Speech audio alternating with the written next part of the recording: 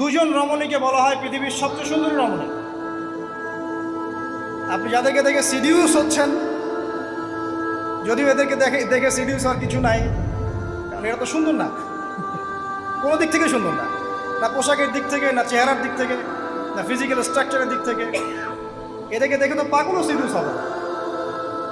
তো আদম আলাইহিস সালাম এবং আদম আলাইহিস সালামের স্ত্রী হাওয়া আলাইহিস সালাম এবং সারা আলাইহিস সালাম ইতিহাসের সবচেয়ে সুন্দর রমণী। ইতিহাসের সবচেয়ে সুন্দর রমণী কাদের স্ত্রী ছিলেন? নবীদের না অন্য কারো? এই জন্যই বলি, আপনি যদি পবিত্র থাকেন, আল্লাহওয়ালা মানুষ হন, ইনশাআল্লাহ তাআলা আল্লাহ পাক আপনার ঘরে একজন নেককার পুণ্যবতী সুষ্ঠী স্ত্রী দান করবেন।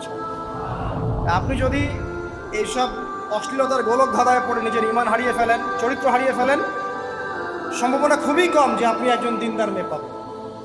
বরং আপনি এমন কাউকেই পেতে পারেন যে আপনার মতোই, ঠিক আছে? দেখবেন যে আপনি 10 ঘাটের পানি খেয়ে আসছেন, ও দেখবেন 12 ঘাটের পানি খেয়ে আসছে।